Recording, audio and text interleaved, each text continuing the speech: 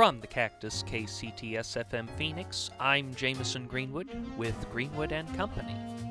Well, I hope everybody's having a good week and that you've all settled into the new year. We're already more than a week into it. It's January 11th already. I can't believe that. And 2025, we're already a quarter of a century into this particular century. That's kind of hard to wrap my head around, as a lot of stuff is. But I was thinking about recently, I go down all sorts of internet rabbit holes, as I'm sure the rest of you do.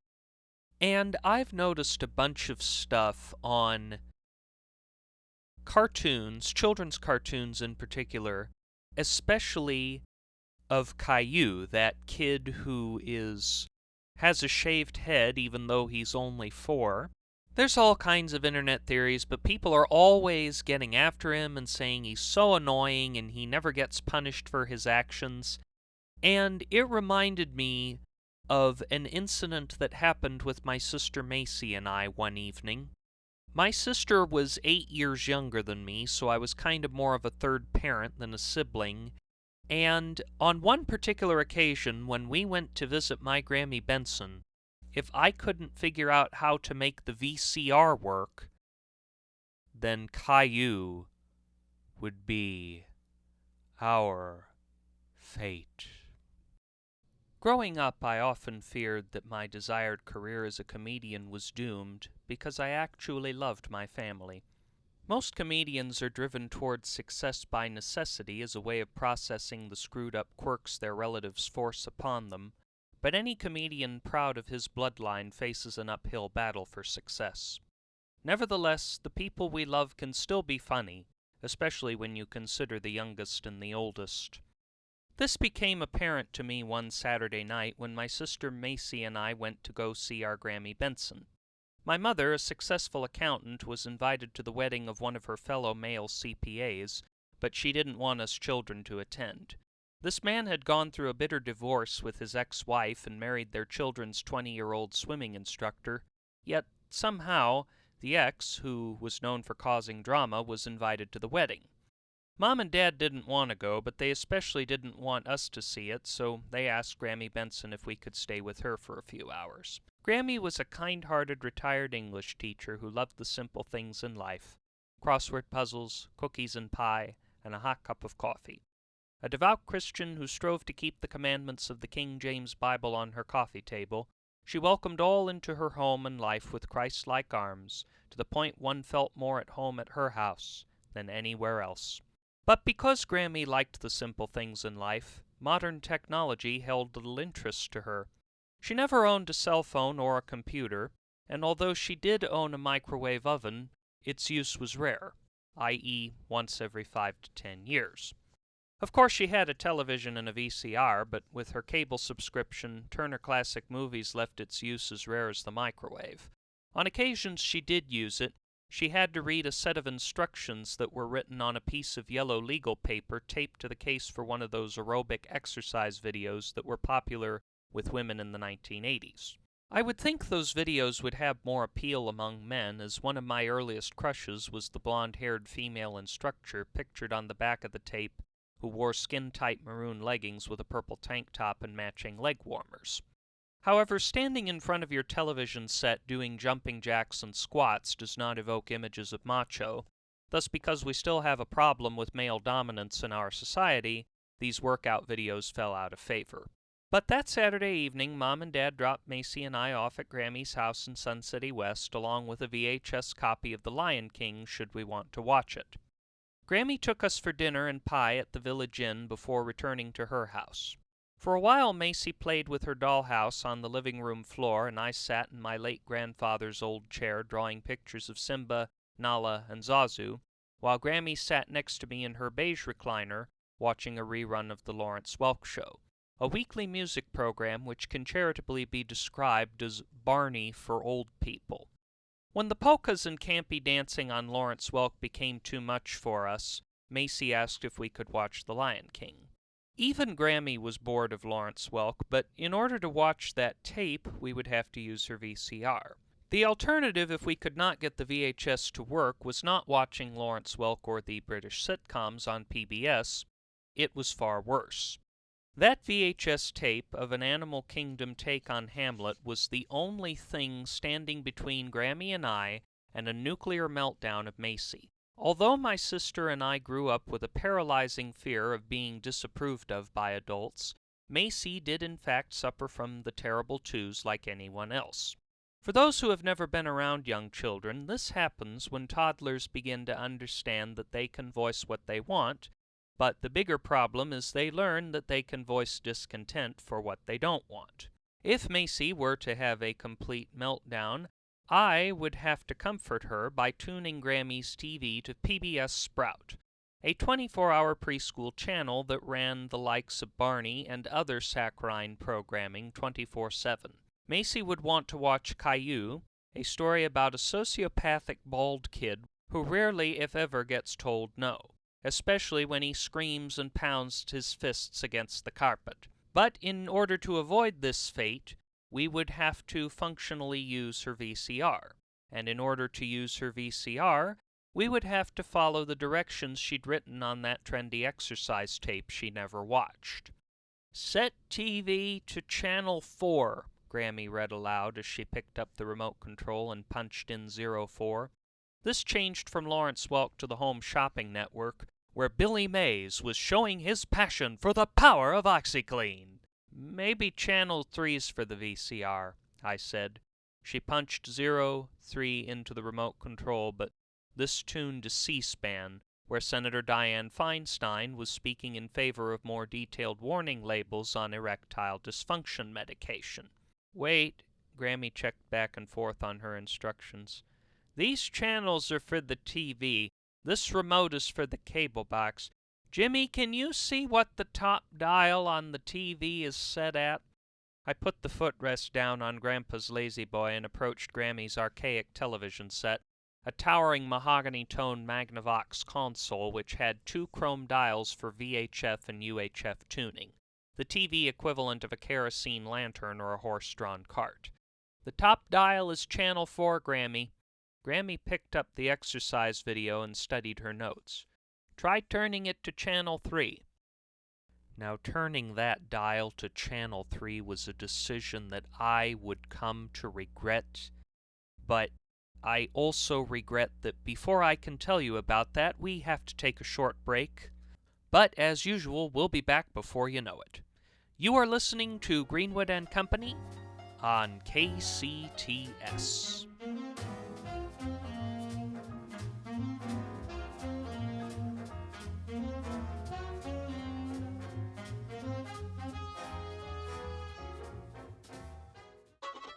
Remember the old days when you could rely on your friends and neighbors, like the mighty Ponderosa? Well, maybe you couldn't rely on them, but you knew them well enough that you never got any surprises.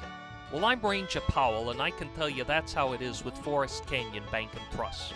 You can always rely on the easy fee schedules we pride ourselves on.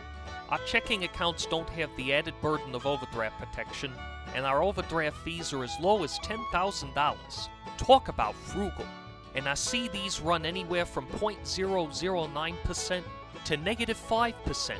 Talk about low. And our credit cards offer unlimited credit with unlimited interest. You'll never want to leave Forest Canyon. Heck, you won't be able to leave.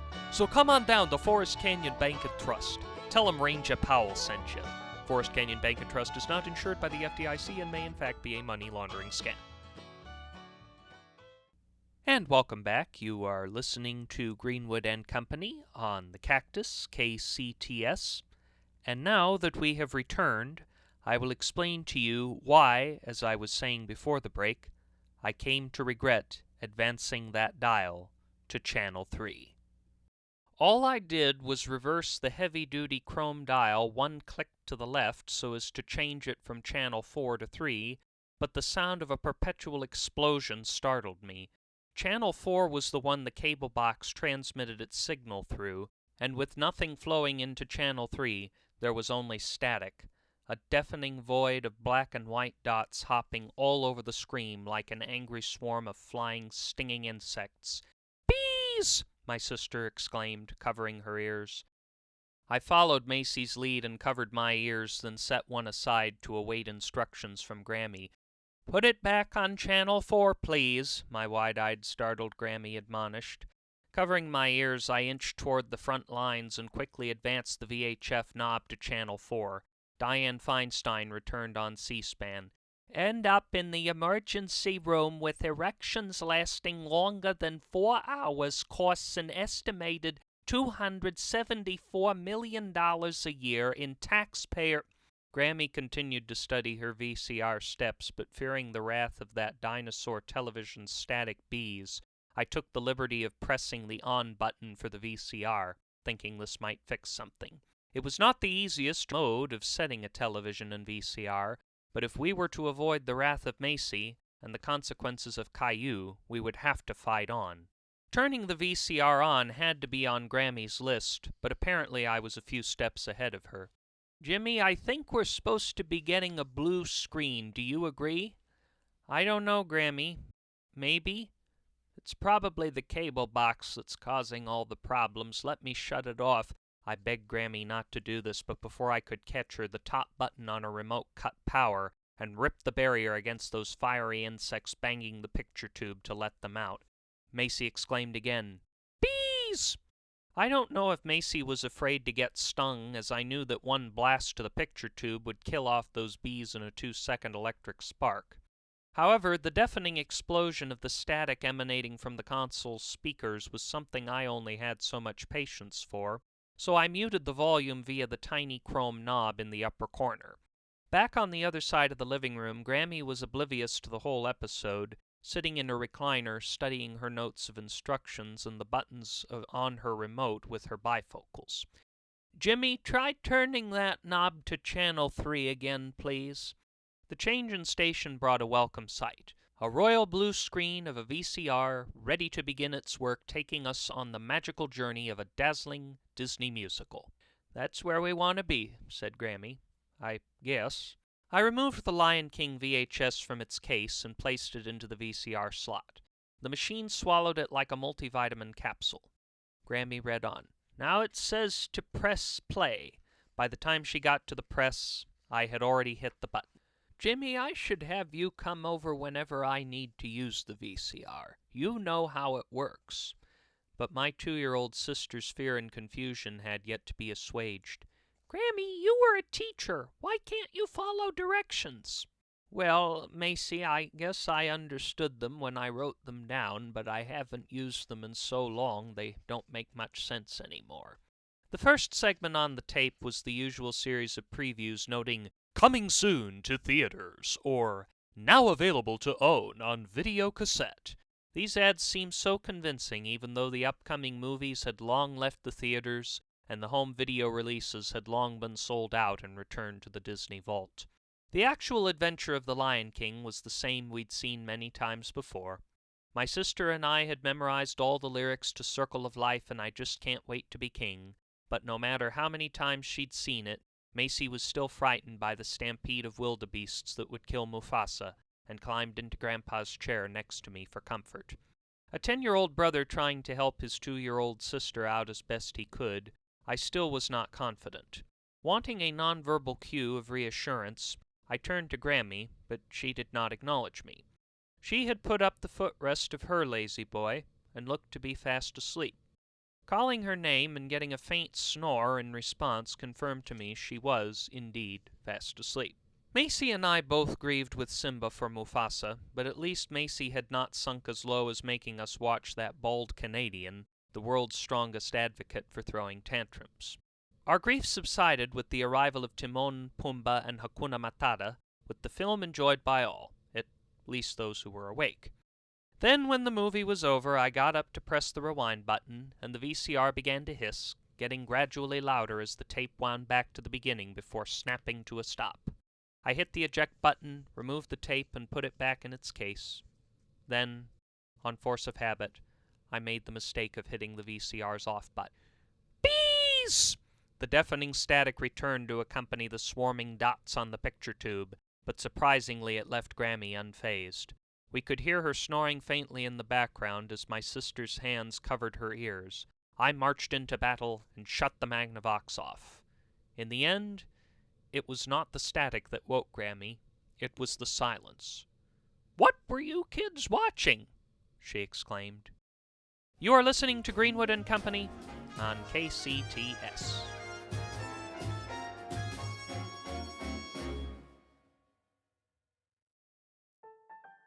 Winter holidays are happier with Hobbs Wellington department stores, especially once the holidays are over. Miss out on a Hobbs Wellington exclusive double wall oven? With flash-oversized flames to maximize cooking efficiency and burn your house down, now yours for just $250.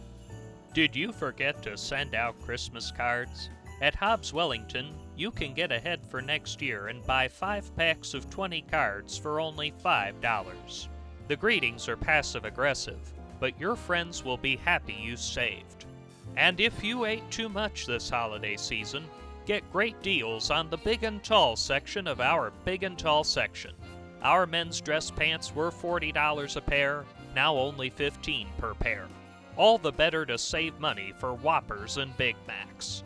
Check off your self-centered post-holiday wish list at Hobbs Wellington department stores. 9 locations throughout Arizona. Additional support for Greenwood & Company and the Cactus, KCTS, comes from the Society for Cats with Mathematics Test Anxiety, having their annual convention this March at Old Possum's Practical Hotel just off Broadway in New York City. Additional funding comes from the Save the Floppy Disks Foundation, the Used Car Salesman Plaid Sport Coat Foundation, and from the Amoeba Advocacy Society.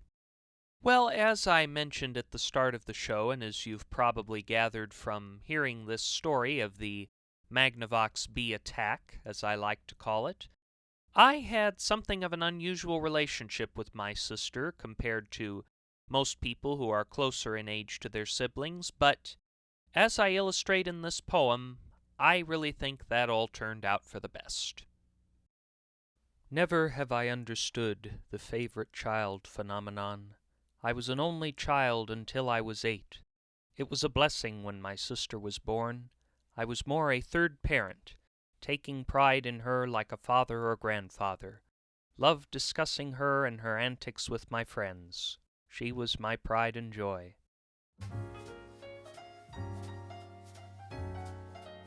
That brings an end to this week's Greenwood & Company. Our show was created and hosted by yours truly and was written by him along with James Salison and Minnesota Martinez. The engineer is Ivan Crosby. Jonas Andrews answers the phones even though we don't take calls on this program. The theme was composed by Martin Landstrom, and our costumes are provided by Grandma's Garage Thrift Shop. All the characters, settings, and situations depicted in this program, along with all advertised products, are entirely fictional, and any similarities to products, events, or persons, living or dead, is entirely coincidental. Also, KCTS is not an actual radio station. Be sure to visit our website at JamisonGreenwoodPodcast.com to learn more about Greenwood & Company, and make sure to follow us on the podcast platform of your choice and share with your friends on social media. Just a reminder to please be careful if you are going out on the 101, the 17, or Route 66 tonight. I'm Jamison Greenwood, and until we meet again, stay healthy, stay safe, and stay young at heart. Good night.